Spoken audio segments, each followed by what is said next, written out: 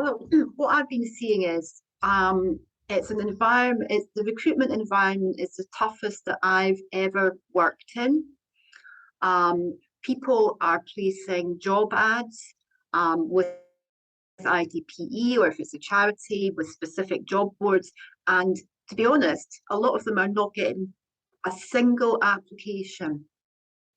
I worked with an organisation where they were looking for a trust and foundation person, good salary, a really forward-thinking organisation.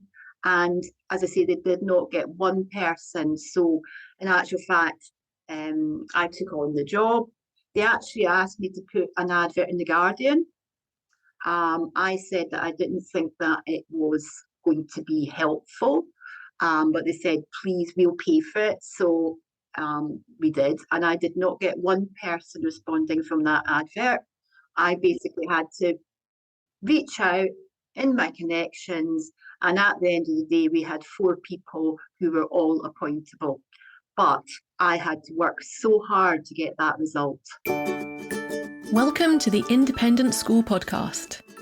Thinking and acting strategically is the key to both securing the future of your school and helping to build a more equal and just world. My name's Juliette Corbett. I'm a consultant, speaker and facilitator specialising in helping independent schools. In this podcast, I translate tried and tested strategy and fundraising techniques into a language that works for schools. So if you're a senior leader in a private school and you want your daily work to feel less exhausting and more strategic, and if you want once more to feel the joy of making the world a better place through education, then you're in the right place. Welcome, and let's get started on this week's episode. Hello, and welcome to this week's episode where we're going to be talking about the war for fundraising talent. Now, what we've seen with the last couple of years with COVID-19 in particular is an acceleration of the trend towards demand for remote working, part-time working, all sorts of additional flexibility that workers are asking for. And what we're seeing in the fundraising world generally, the not-for-profit fundraising world more widely, is that those sorts of flexible working kind of packages are being offered and being really attractive to fundraisers. But I'm also seeing within the independent school sector some hesitancy, a sense that actually this is not something we're used to, the idea of remote working or hybrid working. We're not feeling entirely comfortable with the idea of some of our fundraisers not being in school every day. And so there is a risk that the schools are going to be left behind. And when it's so important that you have very experienced fundraising talent, and we're seeing more and more schools grow their development office, this is really, really critical that schools get a handle on the fact that the world is moving outside the school gates towards flexible working. And we need to be making sure that, especially in our fundraising recruitment, we're open to some of those new ways of working. So to discuss this further today, I'm joined by 2 guests with an immense amount of experience within fundraising and recruitment. So I'm joined by Eilish McDowell and David Ryder, both of Caithness Consulting. And we dive into a whole host of different topics. So, for example, thinking about how we can attract experienced fundraisers from the wider not-for-profit world into independent schools. Thinking about those trends externally around flexible working and the ways that we need to be modernising, if you like, our thinking around this within schools. We also talk about the importance of having a governor or board member who is experienced with fundraising in order to act as an advocate and a partner for your director of development or head of fundraising, so that skill set is really represented at board level. And what's really interesting actually is that as Eilish and David and I talked in the recorded part of our conversation, we're talking about the importance of schools opening up to flexible working. Interestingly, after we stopped recording, we then carried on the discussion between us, talking about the challenges of actually, it is really hard to do this without being in the school, in person, at your desk, working on things day to day. So I don't want you to listen to this episode and think that we're somehow painting it as an easy solution. It isn't easy. I think the message that Eilish and David and I really want to get across to you is that we have to be experimenting with remote working. We have to be looking at how hybrid working for our fundraisers can enable us to attract and retain excellent talent, whilst actually also being able to make sure that people are able to do a really, really good job. So a little bit about Eilish and David before we kick in with our episode today. So Eilish McDowell has had a career spanning a number of decades focusing on fundraising in a whole variety of wider not-for-profit charities. And then over the last 3 or 4 years, she's been adapting that expertise to really become an expert in recruitment. She's now the managing director of Caithness Consulting, and she places a lot of fundraisers each year within independent schools, as well as working with the wider education sector and the wider charity sector as well. Working with Eilish at Caithness Consulting is David Ryder, who's recently started to work alongside them as an associate. He's had a whole variety of development director roles in higher education and independent schools, bringing 17 years plus experience of those areas into his work. He successfully planned and delivered 3 multi-million-pound capital projects, and mostly recently has also advised on startup school projects in Asia, so he really understands educational fundraising as well as the wider trends that we're seeing in the education sector.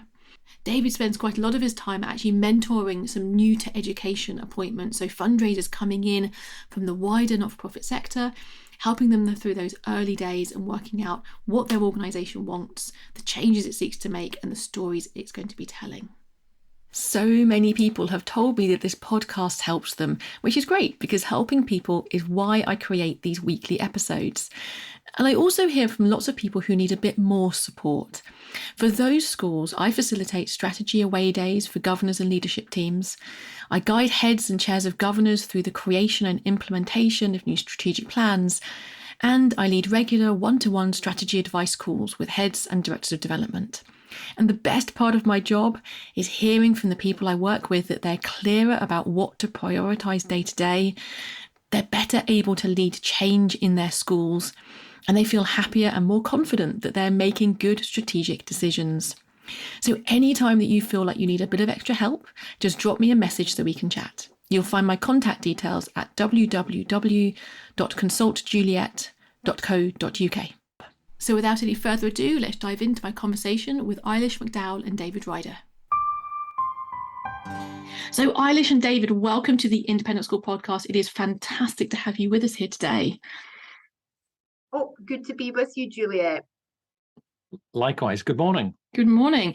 So the war for fundraising talent, it's been increasingly hard over recent years to really recruit fundraisers. And one of the things that I've seen, trends that I've seen throughout my career, is how critically important it is to have the right person in any role. But then in fundraising, this is even more important because of the external facing role that they play and the impact they have on the income streams of the organisation. But actually, it's got harder and harder over the years to find the right people. So Eilish, first of all, I'd love to hear your thoughts. Why is this getting more difficult? How is this war for talent playing out from what you've been seeing? Well, what I've been seeing is it's an environment, the recruitment environment is the toughest that I've ever worked in. People are placing job ads with IDPE, or if it's a charity, with specific job boards. And to be honest, a lot of them are not getting a single application. I worked with an organisation where they were looking for a trust and foundation person, good salary, a really forward-thinking organisation. And as I say, they did not get one person. So in actual fact, I took on the job. They actually asked me to put an advert in The Guardian. I said that I didn't think that it was going to be helpful, but they said, please, we'll pay for it. So we did, and I did not get one person responding from that advert. Goodness. I basically had to reach out in my connections, and at the end of the day, we had 4 people who were all appointable. But I had to work so hard to get that result. Things are shifting and changing, aren't they? We've got big picture trends, obviously with COVID helping people to, in a positive way, but to reassess what they want from life and from their working life in particular. We've got some fear, I think, in the market as well. People who have a a secure job are a little bit fearful about moving on at the moment. David, I'd be interested to hear your thoughts. What do you think's behind this really tough market for recruitment that we're seeing at the moment? That's interesting. I was just listening to what Eilish was saying. Is I'm trying to work out in my own mind what has happened, and I guess the big one is the last 2 years is the pandemic, because I don't think, I mean, and Eilish, you can tell me if I'm wrong, but I don't think it's ever been as bad as it has been. Even in the bad parts before COVID, it just seems to be, people have changed, and there's obviously been a big shift in the market, and people's attitudes have changed as to what's important to them. And I don't know whether or not the employers have really grasped that yet. I don't think they have. And I think actually, and we're going to come to this in a moment, but I think that particularly within the independent school sector, I don't think they have started to grasp some of those challenges yet. And I've heard it called, I mean, people were calling it the great resignation, the great reshuffle, the great kind of all sorts of different phrases that we use. But there is a feeling that this isn't just a younger generation coming through wanting to be more vision-led or values-led in their career, because that's definitely a trend. This is actually a stopping point where a lot of people have reflected, a reflection point. People have reflected on what they want from their career at any point in their career that they're at now. And although we might think that may mean more people from perhaps within a business environment, so maybe within kind of a relationship sales environment, thinking about fundraising as being more aligned to their values, we're not necessarily seeing the pipeline of people understanding that independent schools are a possible career route for them within the fundraising sector. So that's the area I wanted to settle in on first. So I think there are particular challenges here for independent schools. And one of them is that certainly when I speak to other charities or fundraising people within the not-for-profit sector, they look at me very strangely when I used to say, I'm fundraising for the independent school sector, as if that sort of wasn't really a valid cause. It was a bit of a trick behind the scenes.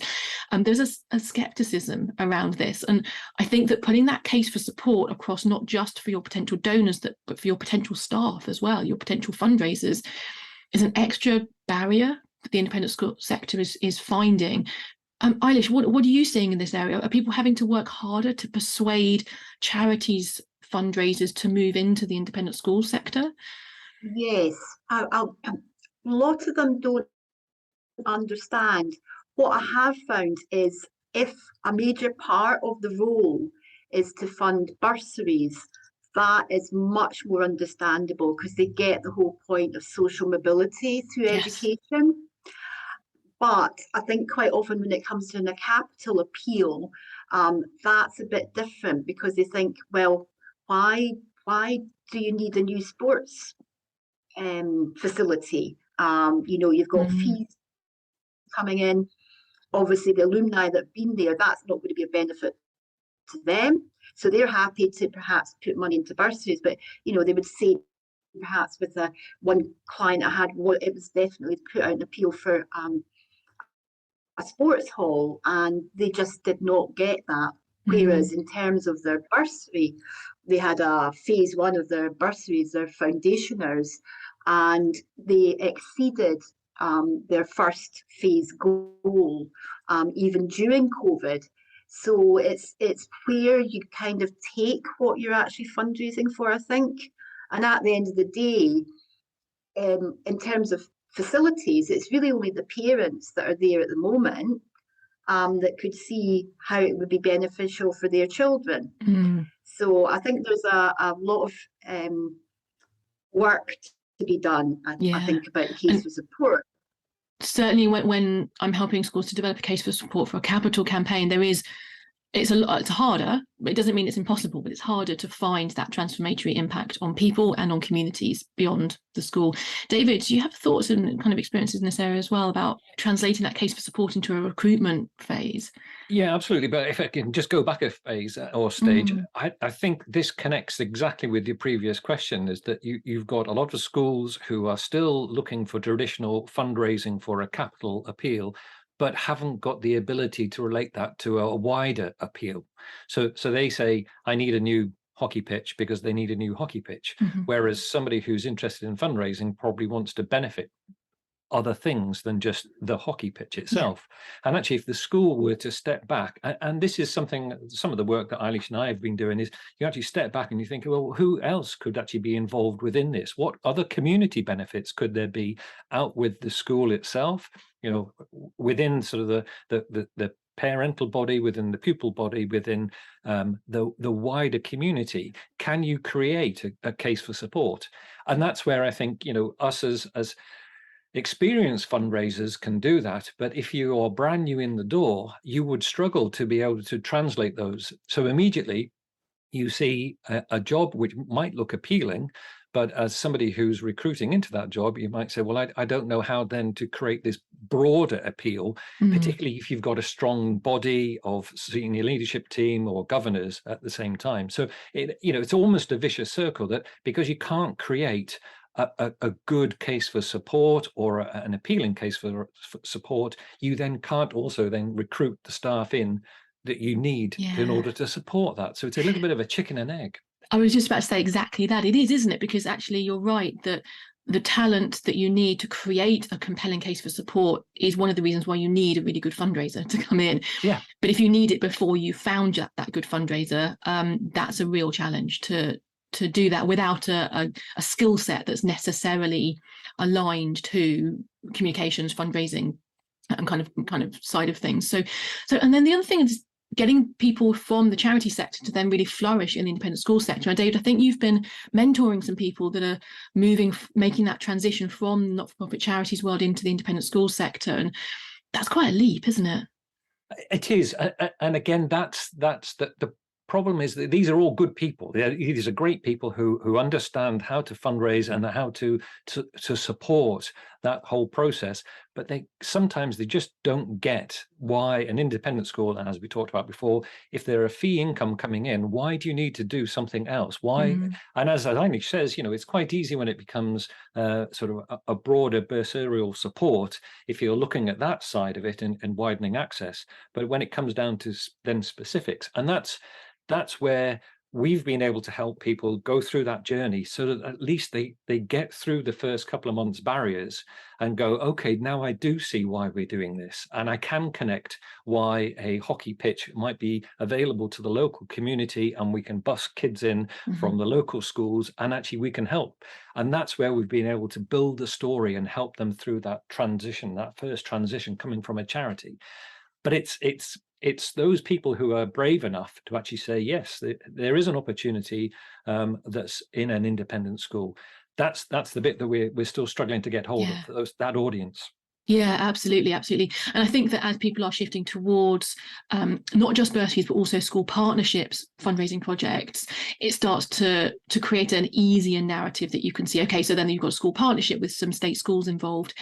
And then how does the new hockey pitch, in your example, which we're going to stick with, how does that then benefit those school partnerships projects? And how can it kind of leverage the impact that we're able to have? So I think that those trends are going to be helpful in helping people to understand from the outside world, okay, there's a little seed of a philanthropic case for support. And as an experienced fundraiser from the charity sector, I can come in and feel confident that I can polish that up into a beautiful diamond that I'm then showing a group of potential donors that can get really excited about it. So there is hope, but guidance is often needed. I'm in complete agreement with both of you.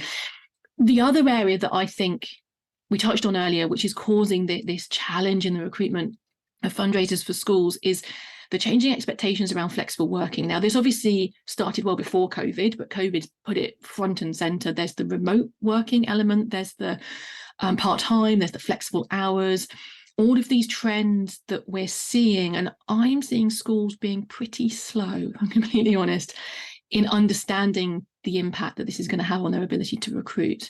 Eilish, what are you seeing in this area? Absolutely. People, I've got one school, for example, they've got a fantastic fundraiser. She was furloughed. She's a single parent. She just, when furlough ended, she was expected to be back at school 9 to 5, and she got in touch with me and said, I'm not prepared to do this anymore. I need to move into an environment where there's hybrid working. I don't have to be there 9 to 5. I actually probably provide a better better service actually to the school, because I don't have to travel as much, and I'm just not prepared. So it's very interesting. Some schools have picked up on it. I did meet one head teacher who was at the IDPE conference, and he said that he was completely open to flexible working, but I think that that's probably not the common response, to be honest. And I think, as David said, I think a lot of it is in fact because the head teachers are only used to that academic schedule about what happens, and I don't think they understand how fundraising and development actually works. In actual fact, you probably should be out of the school more than you're in it in some senses, if you're connecting with donors, potential donors, partnerships, corporate partnerships, etc. So that is problematic.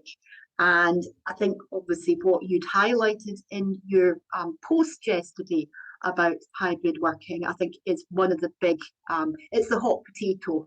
Yeah, so I'm going to put it kind of fucking about, but not actually doing anything with it. Yeah, and this is absolutely what I'm seeing. So there's some research which I'm going to link to in the episode notes, coming out from places like Microsoft, like places like LinkedIn. They're looking at attitudes to flexible working of various different types, but mostly they're talking about remote working within wider employment sectors, and thinking about to what extent that applies within schools, I think is the missing link. It's actually quite rare. I haven't come across many, I'm tempted to say any, heads who are genuinely open to the idea of a truly flexible working model for directors of development, or indeed development staff, which sometimes even limits them from getting out the office to do enough meetings in with prospects and so on. David, we were talking just beforehand about your thoughts, before we started recording, about your thoughts on why this might be a particularly prevalent within the school sector because of that classroom experience that leaders have. Tell us a little bit more about your point of view on that one. Yeah, I mean, I don't wish to sound, that everyone's stereotypical, but you do have teachers who then become heads of department, and teachers, by the very nature of their job, stand in front of a classroom and engage with that class, and like to see what's going on, like to see the eyes-on moment, and they then go through their entire career. They go to heads of department, they do the same thing again. They become head teachers, and they stand up in front of assemblies and see their audience engaging with them. So I guess it's not unsurprising that they think that the way to actually move and motivate people is by seeing them in the flesh. So if you come along and say, actually, I want to work at home for 2 or 3 days a week, they'll probably scratch their heads and can't understand that. So I don't think we should blame necessarily teachers and head teachers. It's just that is the environment that they know works. So but what we have to do is all of us now have to start thinking about, well, it works in other sectors. I mean, there's some great statistics come out from the ONS who are showing that there's nearly half of Scottish firms now have embraced hybrid working, and 40% of UK firms as well. So if schools don't do this, they're going to find themselves completely out of kilter with half of the marketplace. Yes, which is only going to, it's going to exacerbate the problem in terms of then recruiting a new workforce. Yes, and I think that some of the statistics coming out are also showing that this is particularly prevalent amongst the younger generation. So as we're looking for people who are in early career positions, who can then be mentored and kind of allowed to flourish up into leadership positions, it's going to be even more than 50%, is my guess. They're looking for some kind of flexible working. But this is also giving flexibility to people who are reassessing their work-life balance and how they want it to work. And the reality is, as a director of development, you're expected to be, in a traditional model, you're expected to be in the office 9 till 5:30 minimum. You're expected to be on the road a good couple of days or 1 or 2 days a week if you were, actually out there kind of doing major face-to-face fundraising. And you're expected to be on site for all of those events in the evenings, in the weekends, either on the school site or kind of local other venues around the country to host alumni events of various different types. It's a massively switched on. You're constantly in front of people. That's the kind of job it is. Now, that's great, but actually I do find that strategic thinking, creative thinking, creating that really impactful case for support, some of that work you need to be talking to people, but a lot of that work you actually need a quiet space to be thinking creatively, to be creating strategies that are going to be able to drive you forward. And that isn't always about being observed by others. David, do you have any experience in this yourself? I would actually agree with you. I mean, I think, most development directors and anyone in fundraising absolutely enjoys, calling teachers for being in front of people, but actually that's what development directors like to do as well. They like to stand up in front of people. They like to engage with them. They like that whole social contact at the same time. And then storytelling, and they like to hear how people respond and react to the stories that they're telling about their school, their old school. Development directors by their very nature also want to be in front of an audience too. But as you say, is how do you do that smartly, so that you're getting the best out of that individual, but at the same time giving them the space to be creative? Because if you're just simply driving them down a particular channel, all they'll do is they'll vote with their feet, and they'll move on to another organization. Yeah, absolutely.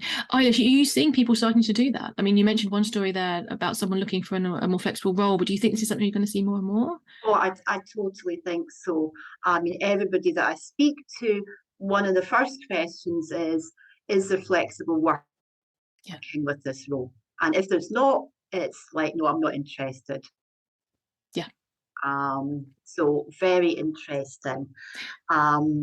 But slowly, I worked with a client where they decided that there could be one day working from home, but I brought forth a fantastic candidate who's looking for 2. So they said they would consider it. So I think where I can add value is, rather than the schools just going out to market, perhaps putting on an IDPE job board, social media, etc., is that I can be there almost in the middle, explaining what the recruitment environment is like, explaining what people's attitudes are, just talking about the exact things with them that are the barriers. And quite often they will listen. Whether their head will take that on board, who knows? But I'm starting to be in that, talking in that space and explaining, if they want to attract the best people, then they're going to have to approach it in a different way. Yeah, absolutely. And it's adding that intermediary, isn't it? And I know when I'm talking to people about applying for jobs, and when I'm talking to clients about advertising jobs, it's finding what are the non-negotiables, and that's likely to be to do with attitude, values, skills, experience. But actually, where there are negotiable areas such as flexible working, let's explore, because you're absolutely cutting your market down unnecessarily by being too strict in this area. Certainly at the kind of advert job description stage, it's all about being flexible for the individual that's the right person, the right match for your school. The other reason that I often hear, so there are 2 other things that I wanted to reflect on. One was that there's this element of fairness. So a lot of school heads that I speak to and directors of development talk about the fact that they've been told that they and their team cannot work from home because it's not fair, because the teachers aren't able to work from home. And I think that's a really difficult one, because we are wanting there to be fairness and equality, but at the same time, we want everyone to be performing to their full potential, and we want to be curating high-performing teams, and that's what most benefits a school. And so putting aside this idea of, well, the teachers need to be in the classroom, so the development team all need to be in the office 5 days a week, so that's the only fair way of doing things, I think needs to be questioned. And then the other side of things is you need to be embedded in the culture, and you can only do that by being on site. And obviously companies that are doing more fluid, flexible working are getting around this problem. So David, do you have any thoughts on either of those, kind of the fairness alongside the teaching staff, and how you can get a flexible workforce to be more involved in getting the culture of a school in their first few months? Yeah, I couldn't agree more in terms of, you do need to understand your school's culture or your organization's culture. And the only way you can do that, is there's an element of, it has to be by osmosis. You've got to be there to understand it. Again, I worked in a boarding school where I would go away for a weekend, and that was my Saturday, Sunday. I would come back on a Monday, and I'd have to catch up in what happened over the weekend, because the school actually continued going. So if you're out of that environment for any length of time, you do automatically then have to catch up on what's going on. Otherwise, you're just out of step. And again, so I do understand the need to be this osmosis. I said that before, to so that you can absorb what's going on in the culture of the school, and so that you understand the challenges, but you also understand the benefits of what that school brings. But that is just an initial part of it. Once you've got that understanding, once you've got that appreciation, then the flexibility should be there. And again, this idea that you've got to be there, you've got to be seen in the school to be fair. Well, what's fair about zipping all over the country at 11 o'clock at night, having former pupil events, great as it is, but then for somebody to then demand that you're back in the office at 9 o'clock the following morning, there's fairness comes in both ways. Yeah. So it's got to, and I think this is where enlightened heads will acknowledge that.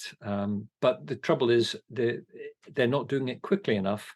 And if they don't, they'll end up with people who are dissatisfied with their own work-life balance. Yeah. Eilish, any thoughts on those areas? No, absolutely. I totally agree. I think the other thing is that we talked about previously is that I think schools are perhaps missing a trick by not having somebody with development experience actually sitting on the board or the committee, because they can translate what the development person is saying, and obviously because of their experience, they're able to back up perhaps a fundraiser. No, this is not a good idea from my experience, and that person will say, actually, I totally agree. So to have somebody there that understands development, I think, is an important additional support, I think, for the development team. And most charities actually have at least one person that's got development experience on their board. They'll look for somebody from finance, they'll look for somebody from HR, they'll look for somebody from fundraising and development, and that's what helps in terms of the development team, with obviously the senior management team and the CEO. So I think that's something that could be helpful in what we've just been discussing in terms of barriers and so forth. Absolutely. Yeah, David. Sorry, I was going to say, if I can come in there, I couldn't agree more, Eilish. I mean, the trick, I mean, we all know that being a fundraiser, being a development is the most soul-destroying, lonely job at times, and you just don't, if you've got no one else to be able to turn to, just to be able to talk about it or even empathize with your own situation, then it just makes it a more lonely job and a more difficult job. And this is where you see people getting they get dispirited, and once the head goes down, unless there's somebody there to pick them back up again, where do they go? Absolutely. And I think that's where that mentoring piece comes in as well. So you could either pay a consultant to back you up, or you could pay for a mentor, or you could get a volunteer to sit on your board who's going to be proactive in having a chat with you, giving you a sounding board. As a director of development, that is absolutely invaluable, and the cheapest of the alternative models to follow. Absolutely. And just having that little word in a head at the board meeting or the governance meeting, just to say, do you know what, just cut them a bit of slack, or actually this is how it is, could be so much more beneficial to the overall development office. Yeah, absolutely. And interestingly, I wonder whether within the wider not-for-profit sector, this is, as Eilish, you mentioned, this is a standard procedure to have someone with fundraising background, because it's historically been a more significant part of the income streams for those charities, not more kind of wider not-for-profit kind of sector charities.